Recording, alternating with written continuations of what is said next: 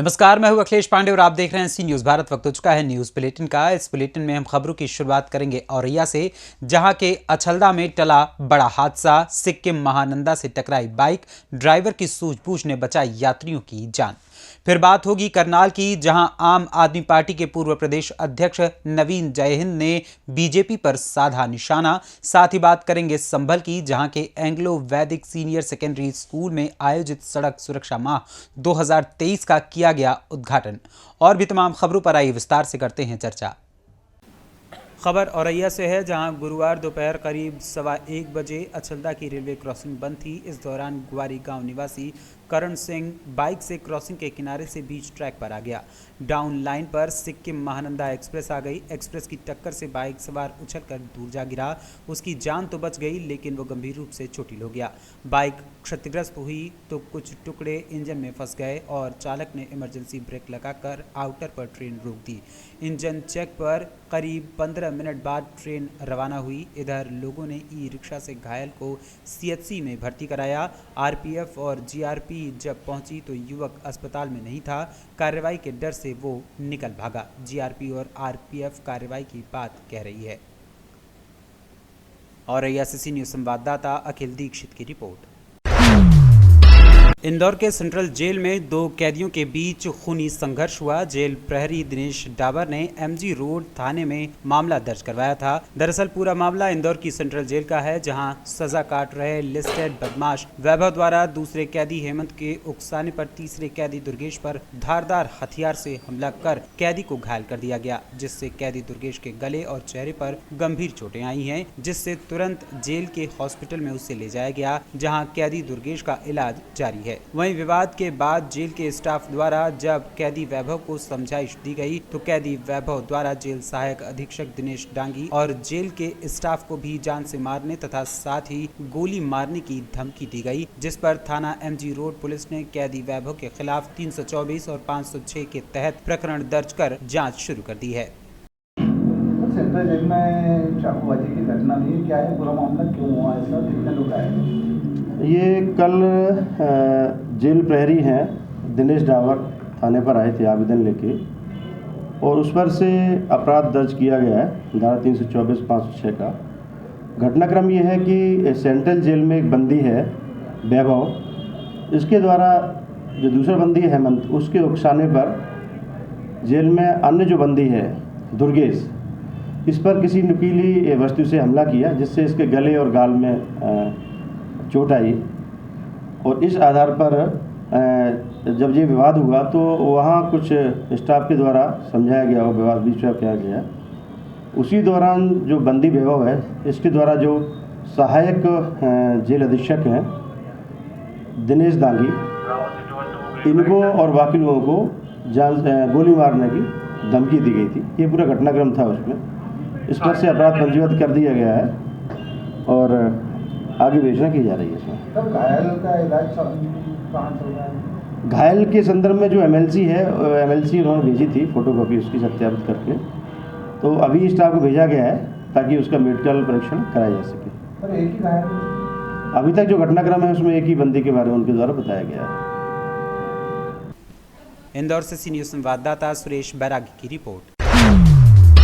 खबर करनाल से है, जहां मुख्यमंत्री मनोहर लाल खट्टर के शहर आकर आम आदमी पार्टी के पूर्व प्रदेश अध्यक्ष नवीन जयहिंद ने बीजेपी पार्टी पर निशाना साधा। नवीन जयहिंद ने कहा कि बेरोजगार युवाओं की बारात निकालेंगे, क्योंकि न तो युवाओं को रोजगार मिला और न ही युवाओं की शादी हुई। हरियाणा सरकार यानी मनोहर लाल की सरकार के कारण उन्होंने कहा कि गरीब परिवारों को परेशान किया जा रहा है। फैमिली आईडी और राशन कार्ड को लेकर यहाँ तक कि गरीब परिवार जिनकी फैमिली आईडी में छोटे बच्चे से लेकर बड़े तक की इनकम भारी भरकम दिखाई जा रही है, जो कि झुग्गी झोपड़ी में रहते हैं। इसके बावजूद भी यहाँ पर बिल्कुल फर्जीवाड़ा किया जा रहा है अधिकारियों द्वारा।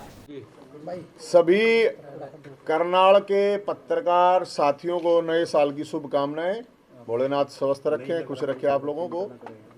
और आज करनाल आने का मकसद है ये बेरोजगारों की बारात का न्योता देने के लिए।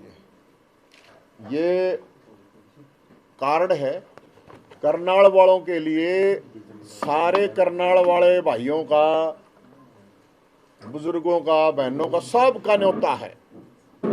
ये 14 तारीख को बेरोजगारों की बारात निकलनी है। 14 जनवरी मकर संक्रांति के दिन मानसरोवर पार्क में इकट्ठा होके बीजेपी के राज्य कार्यालय रोहतक। अब आप कहेंगे क्यों निकल रही है, तो जानकारी दे देता हूं मैं आपको। ये इसलिए निकल रही है कि आज से 8 साल पहले 8 साल पहले ओम प्रकाश धनखड़ साहब ने बयान दिया था कि बीजेपी की सरकार बनवा दो, सबके ब्याह करवा दूंगा। बहुत ज्यादा कुंवारे हैं, मतलब हरियाणवी में उसको रंडे कह देते हैं, गांव के साथ साथ बहुत ज्यादा हैं। नौकरी भी दिलवा दूंगा। तो भाई ना तो नौकरी मिली, 5 लाख पद खाली पड़े हैं, 20 लाख बेरोजगार धक्के खा रहे हैं। करनाल से सी न्यूज संवाददाता बिंदर शर्मा की रिपोर्ट। बिहार के मुजफ्फरपुर जिले के कटरा प्रखंड में जन वितरण प्रणाली के डीलरों ने अपने विभिन्न मांगों को लेकर पैदल मार्च निकाला। डीलरों ने बताया कि 8 सूत्रीय मांगों को लेकर उन्होंने पैदल मार्च निकाला है। पैदल मार्च निकालते हुए कटरा प्रखंड मुख्यालय वो पहुंचे, जहां जविप्र डीलरों ने प्रखंड आपूर्ति पदाधिकारी को अपनी 8 सूत्रीय मांगों से संबंधित ज्ञापन सौंपा और आवश्यक कार्रवाई की मांग की है। उन्होंने बताया कि उनकी समस्याओं के समाधान के लिए पिछले कई महीनों से लगातार आश्वासन दिया जा रहा है। कुछ मांगें कई साल पुरानी भी हैं, जिस पर आवश्यक कार्रवाई नहीं की गई है और बदले में ग्रामीण उपभोक्ताओं के आक्रोश उन लोगों को उल्टे झेलने पड़ रहे हैं। ऐसे में असहज स्थिति बन जाती है और सही से काम करना भी संभव नहीं हो पाता है।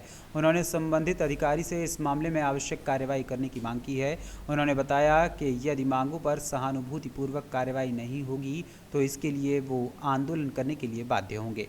क्या है उद्देश्य कार्यक्रम का? हमारा उद्देश्य कार्यक्रम आज का पहला है कि इस कोरोना काल में हम लोगों ने मुफ्त राशन सरकार को बांटे थे, जिसमें सरकार कही थी कि हमको इतना 70 पैसे प्रति क्विंटल के हिसाब से उसका मार्जिन मनी देंगे। लेकिन 2 साल हो गए, हम लोगों को अभी तक 18 महीना का मार्जिन मनी सरकार के यहाँ बकाया है।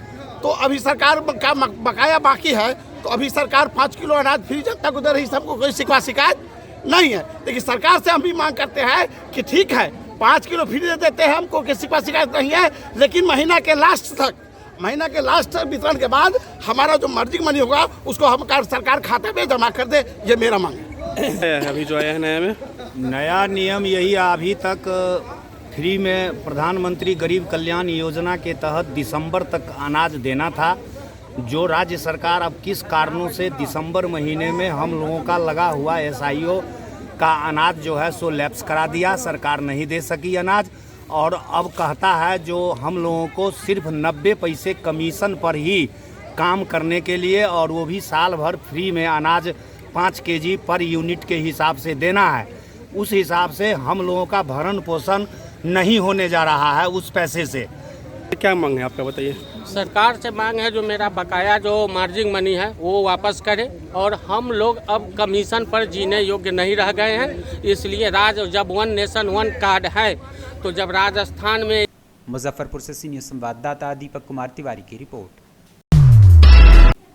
प्रयागराज जिले में कड़ाके की ठंड लोगों का सर्दी से बुरा हाल कर रही है। ऐसे में संगम समाज सेवा समिति रामपुर करछना द्वारा लोगों को कंबल बांटे गए। रामपुर जीवनदीप हॉस्पिटल पर संगम समाज सेवा समिति के तत्वावधान में डॉक्टर गुलाम मुस्तफ़ा उर्फ लाल मियाँ की अध्यक्षता में गरीबों मजदूरों को कंबल बांटे गए। इस मौके पर डॉक्टर गुलाम मुस्तफ़ा ने कहा कि लोगों की सेवा करना ही सबसे बड़ा धर्म है, और उन्होंने आगे कहा कि लोगों की सेवा हम करते रहेंगे और संगम समाज सेवा समिति पिछले 15 वर्षों से प्रयागराज में सक्रियता से लोगों की मदद कर रहा है। कोरोना काल में भी संस्था ने बढ़ चढ़कर हिस्सा लिया था। संस्था शिक्षा, स्वास्थ्य, समाज की सेवा, आपसी भाईचारा और राष्ट्रीय एकता अखंडता को बनाए रखने के लिए कार्य कर रही है। प्रयागराज से सी न्यूज संवाददाता मंगला प्रसाद पटेल की रिपोर्ट। 5 जनवरी से 4 फरवरी तक चलने वाले सड़क सुरक्षा माह 2023 के दृष्टिगत आज जनपद संभल के एंग्लो वैदिक सीनियर सेकेंडरी स्कूल में आयोजित सड़क सुरक्षा माह 2023 के उद्घाटन कार्यक्रम में मुख्य अतिथि मनीष बंसल, जिलाधिकारी संभल और विशिष्ट अतिथि चक्रेश मिश्र, पुलिस अधीक्षक जनपद संभल द्वारा प्रतिभाग किया गया। कार्यक्रम में वाहनों की यातायात जागरूकता रैली को हरी झंडी दिखाकर रवाना किया गया तथा आमजन को सड़क दुर्घटनाओं के मद्देनजर यातायात नियमों का पालन करने का आह्वान किया गया। इस दौरान क्षेत्राधिकारी बहजोई आदि अधिकारीगण उपस्थित रहे। इसका जो मेन पर्पज है वो आप सब लोग जानते हो कि सड़क पर हम लोग किस तरह से अच्छे से चलें जिससे कि दुर्घटना ना हो। ऐसा बार बार सभी लोग कह रहे हैं, आप लोग सुन रहे होंगे। मैं बस 3 बातें आप लोगों से करना चाहता हूँ। बहुत सिंपल सी चीजें हैं, आप लोग ये लग रहा है इसको अगर समझते सभी लोग हैं, बस मैं एक बार आपको रिमाइंड कराना चाहता हूँ कि उसका आप लोग पालन करें। नंबर 1, सड़क हम सभी की है। सड़क किसी की पर्सनल प्रॉपर्टी नहीं है, सड़क एक पब्लिक स्पेस है। पब्लिक स्पेस का मतलब ऐसी जगह जो सभी लोग उसका यूज करते हैं। ठीक है, ये बात सब लोग समझते हैं। तो जैसे फिलहाल के लिए इस न्यूज़ बुलेटिन में इतना ही। देश दुनिया की तमाम खबरों के लिए देखते रहें सी न्यूज़ भारत। हर खबर आपके साथ, आपके हाथ।